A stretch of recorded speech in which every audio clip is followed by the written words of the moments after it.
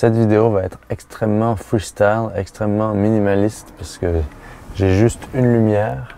Je voudrais parler de 10, 15, 20, je sais pas, on va dire 15. 15 choses à savoir sur la vie en van et particulièrement des choses, comment dire, qu'on prend pour acquis ou qu'on ignore. Je reçois souvent des messages qui parlent de « Oh, j'aimerais faire ça, la vie en van, c'est mon rêve » et tout ça. Mais je trouve que avec tout ce qu'on voit sur les médias sociaux, parce qu'il faut avouer que c'est une tendance qui est de plus en plus répandue, on va parfois oublier les côtés négatifs de vivre dans son fourgon, dans son camion, dans son véhicule.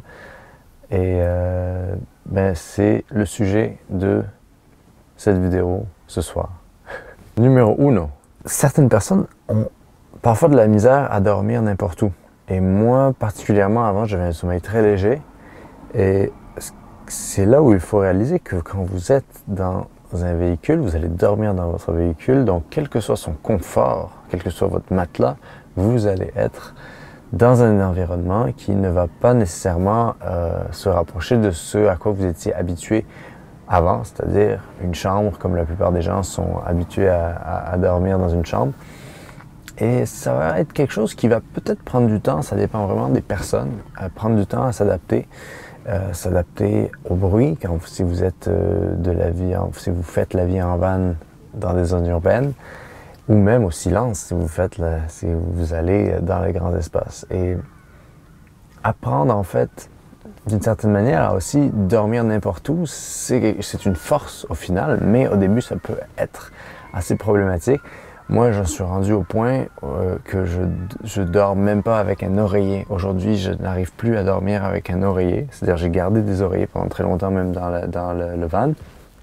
Et aujourd'hui, j'en ai plus. Et je dors mieux sans oreiller. Donc, c'est comme quoi on s'adapte à tout. Et ça, c'est une deuxième chose de qu'est-ce qu'il faut savoir sur la vie en van, c'est que on va s'adapter à pas mal tout. Mais cela implique que son confort, et particulièrement son inconfort, va particulièrement être mis à l'épreuve parce que, on va se trouver dans des situations où on n'est pas nécessairement en contrôle. Mais c'est là où on va découvrir que l'humain sait s'adapter et on va s'adapter à n'importe quoi, si bien que dans le futur, ça peut être un enseignement pour le reste de votre vie, de savoir que vous pourrez vous adapter à n'importe quelle difficulté à laquelle vous faites face. Numéro 3, la cuisine. La cuisine, pour moi, c'est quelque chose de très important parce que mon bonheur, il se fait pas mal sur le temps, la météo, ça se contrôle pas, et aussi ce que je fais à manger. Et vous le savez, j'adore cuisiner, et ça, c'est vraiment quelque chose qui me manque énormément, c'est d'avoir l'accès, en fait, à cette cuisine. Donc dès que j'ai accès à une cuisine, vous pouvez savoir que j'en fais le maximum. Je fais tous les gâteaux possibles, tous les plats possibles que j'aime faire. Mais la vie en van, elle permet cela. Moi, j'ai la chance d'avoir quand même de quoi cuisiner des bons petits plats. Mais on est limité. Et on est limité dans ce qu'on peut stocker, dans ce qu'on peut cuisiner. Quand c'est l'été, la canicule, vous pouvez pas vraiment faire quelque chose qui va nécessiter beaucoup de chaleur. Et il n'y a pas de four non plus. C'est pas quelque chose sur lequel tout le monde met de l'importance, mais pour certaines personnes, ça va être difficile. Et de la même manière, même si c'est pas quelque chose que tout le monde voit comme un problème, il faut garder à l'esprit que votre relationnel va changer dès que vous allez vivre dans votre véhicule parce que, nécessairement, vous allez être en déconnexion avec ce que la plupart des gens vivent tous les jours. Et il ne faut pas non plus se prendre les gens de haut, dire « Oh, moi j'ai la vérité, je suis libre et je vis ma liberté ». Mais il ne faut pas non plus subir la pression, par exemple, que certaines personnes vont mettre sur vous. Et souvent, quand certaines personnes vont parler en négatif ou vont essayer de vous faire vous sentir mal par rapport à ce que vous vivez, ces personnes-là, elles vont inconsciemment souvent le faire parce qu'elles-mêmes, il y a quelque chose qu'elles n'ont pas fait dans leur vie et donc ont cette tendance, et c'est malheureux, à vouloir rabaisser un peu les autres qui sont en train de vivre quelque chose d'important dans leur vie. Et je dirais qu'au fur et à mesure de l'expérience, vous allez avoir un radar pour un peu identifier qui est toxique, quels propos sont toxiques et qu'est-ce qui vous mène vers le haut. Parce que la vie en van avant tout, c'est certes vivre dans un van, mais c'est surtout vivre en dehors de son van, que ce soit dans la nature ou explorer tout ce qui se trouve hors du van. On parle de relations, on parle de liberté et parfois de trop de liberté. C'est quelque chose à quoi on ne pense pas non plus. Parce que dans notre vie, on n'est jamais amené à avoir cette liberté-là, hormis peut-être quand on est enfant, et ça, on s'en souvient plus. C'est quelque chose que dans ma première année, j'ai vécu comme... Et c'est après que je l'ai découvert, j'ai réalisé cela.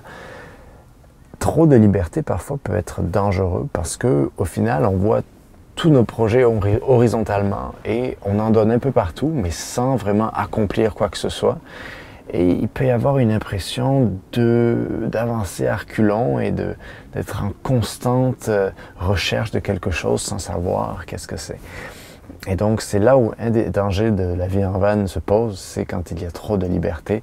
D'où l'importance d'avoir une routine. Quelque chose qui est important dans la vie en van, c'est quand même si on diffère tous là-dedans, moi je suis pas, faut pas non plus être ultra maniaque de la propreté, mais c'est très important d'avoir une sorte d'ordre dans son milieu de vie, ce qui est facile parce que le van n'est pas si grand, mais on s'étale, on a toujours tendance à s'étaler quoi qu'il arrive, n'importe où on est.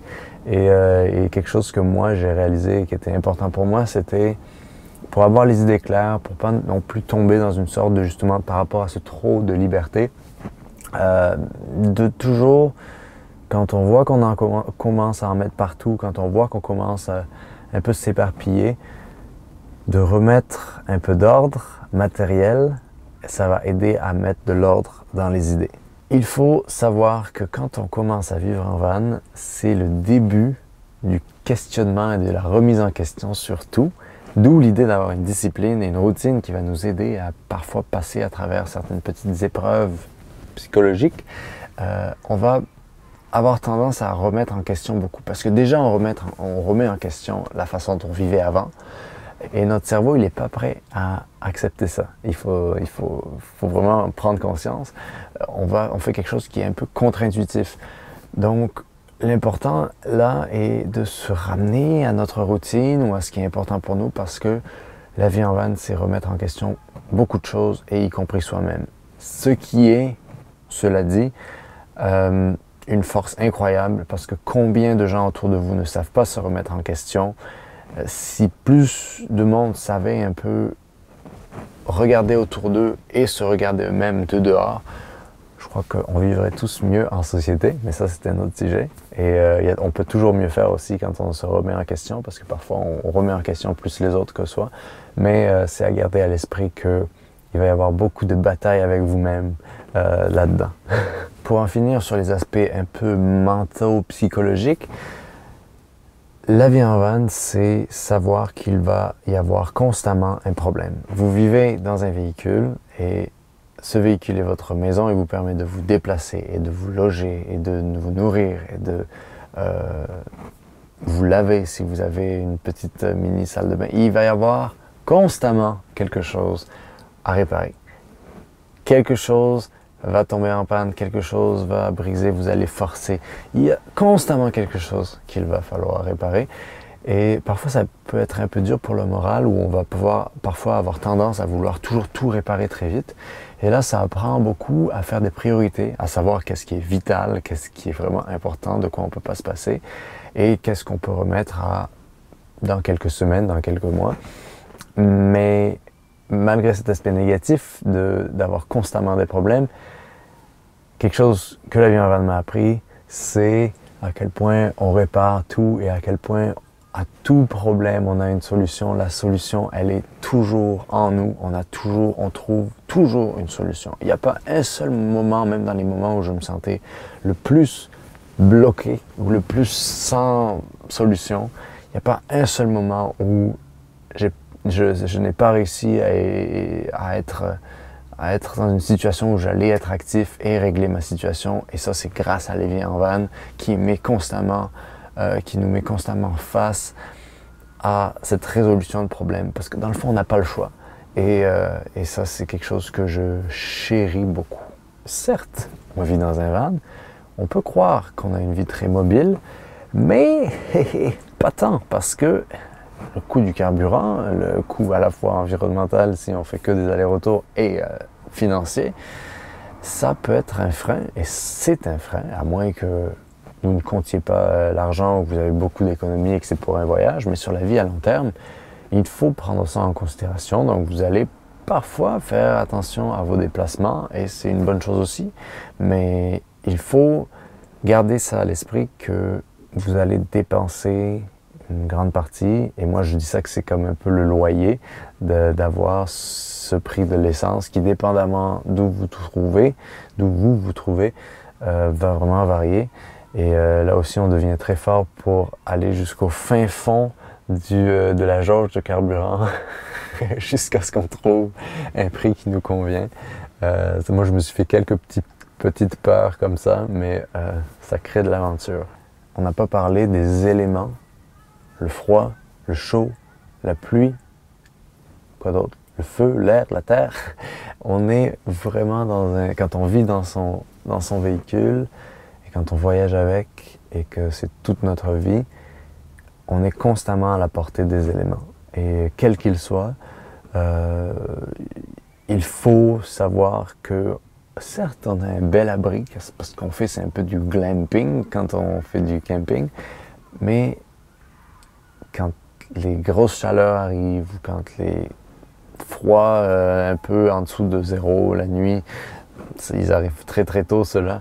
Parfois ça peut être un peu dur sur le moral et ça peut nous faire avoir des idées noires, ça peut nous faire avoir des idées négatives et vouloir rechercher le confort et vouloir abandonner.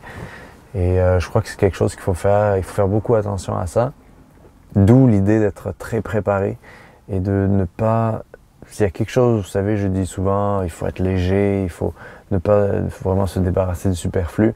Mais je crois que le seul confort qu'on peut se permettre, c'est ce confort sur les éléments, c'est-à-dire ne pas avoir peur d'avoir beaucoup d'habits chauds ou d'avoir plusieurs t-shirts. Si l'été, vous transpirez beaucoup pour se sentir propre, beaucoup de paires de bas, beaucoup de choses pour en fait rendre ça agréable et pas non plus avoir l'impression qu'on est en prison. Parce que pour certaines personnes, ça c'est pas important, mais pour d'autres c'est important. Et donc trouver un peu son équilibre et qu'est-ce qui nous rend capable de nous adapter à ces éléments-là. Et parce qu'on oublie que certes, le monde nous appartient, certes, tout nous appartient où on est, mais on appartient aussi aux autres. Et il ne faut pas attendre à l'environnement dans lequel on se trouve de s'adapter à nous. C'est plus à nous de nous adapter à l'environnement dans lequel on se trouve, qu'il soit urbain ou sauvage. Il faut vraiment être conscient de ça parce que parfois, mettons, ça m'arrive très souvent d'être sur le long d'un parc et à 3 heures du matin, j'entends des voix, c'est des jeunes qui rentrent de je ne sais où, alors que même parfois vous pouvez être dans des endroits très très très reculés, vous aurez toujours du bruit et il ne faut pas en vouloir aux autres d'exister. Et parce que en fait, en tout cas c'est peut-être quelque chose qui est très personnel, mais je suis souvent dans des endroits assez éloignés, je profite beaucoup de ces grands espaces et parfois je dois l'avouer, j'ai tendance à un peu être comme « Oh, qui c'est qui fait du bruit? Oh, cette voiture qui passe vite, oh, ces gens qui sont bruyants. » Alors qu'en fait, ils ont le droit d'être là. C'est moi qui, en fait, vis là. Donc, c'est moi qui choisis d'être dans un environnement qui appartient à tout le monde. Ça, c'est quelque chose qu'il faut garder à l'esprit aussi. Le fait qu'on est dans ces éléments constamment et qu'on en fait partie et qu'on ne les contrôle pas. Ce qui mène vers les rencontres. Et je vais prendre le côté négatif, je vais voir le verre à moitié vide ici. Tout autant qu'on peut avoir des rencontres extraordinaires, on peut aussi avoir des rencontres moins extraordinaires. Et donc, ça aussi, c'est un radar qu'on a quand on vit dans son fourgon. C'est qu'on commence à avoir une sorte de perception de est-ce que je peux rester là? Est-ce que je suis pas à ma place? Est-ce qu'il y a quelque chose, un instinct comme ça? Tous les gens qui sont un peu nomades ou qui sont un peu itinérants ont ce radar-là qui leur permet de limiter les situations à risque. Et au début, parfois, on va vouloir forcer un peu, donc c'est toujours bien de se dire que, par exemple, s'il y a un stationnement dans lequel vous ne sentez pas dormir, passer la nuit, ne forcez pas, juste allez en chercher un autre, aussi simple que ça, même si vous êtes fatigué. Si vous ne le sentez pas, ne restez pas là. Il vaut mieux s'énerver à ne pas trouver une place où dormir plutôt que de regretter d'être resté là où dormir et d'avoir des dommages sur son véhicule ou d'avoir quelque chose qui se passe dont on n'a pas le contrôle non plus. Et par rapport à l'état de notre véhicule, ça c'est quelque chose qui est, je pense, un des stress numéro 1, c'est le fait que toute sa vie est dans son véhicule et donc il suffit qu'on vole le véhicule ou qu'on fasse un dommage au véhicule pour qu'on perde une partie de notre vie, une très grosse partie de notre vie et parfois toute notre vie. Et là-dedans, moi je dirais que c'est un mélange de l'instinct, suivre l'instinct, de se dire que si on ne le sent pas, ne pas le faire, et également de prévention, c'est-à-dire à la fois matériel. Si vous avez, ça j'y pense beaucoup, mais j'ai pas encore trouvé vraiment le parfait outil, de mettre une balise GPS sur son véhicule, de doubler en fait toutes les serrures, avoir un antidémarreur, avoir toutes sortes de choses qui en fait peuvent vous donner l'esprit tranquille. Parce qu'il y a quelque chose qui, je ne sais pas si c'est l'univers ou si il faut croire en ces choses-là, mais plus on pense que quelque chose de mal va se passer, plus cette chose va se passer. C'est comme de l'auto-réalisation. Donc, la prévention, ça permet d'avoir l'esprit tranquille et donc de moins faire des choix qui peuvent avoir des conséquences dangereuses ou malheureuses, c'est-à-dire perdre sa maison. Mais je crois qu'il faut faire confiance quand même à, de un, les endroits dans lesquels on se trouve et aussi la solidarité entre tous ceux qui vivent dans leur van ou qui ont des campers, que dès qu'il y a quelqu'un à qui ça arrive, il faut vraiment se mobiliser pour essayer d'aider cette personne à retrouver son véhicule. Donc, toutes ces 10-15 choses dont j'ai parlé, elles m'amènent à la conclusion que tout s'apprivoise, on apprivoise tout et on est apprivoisé par tout.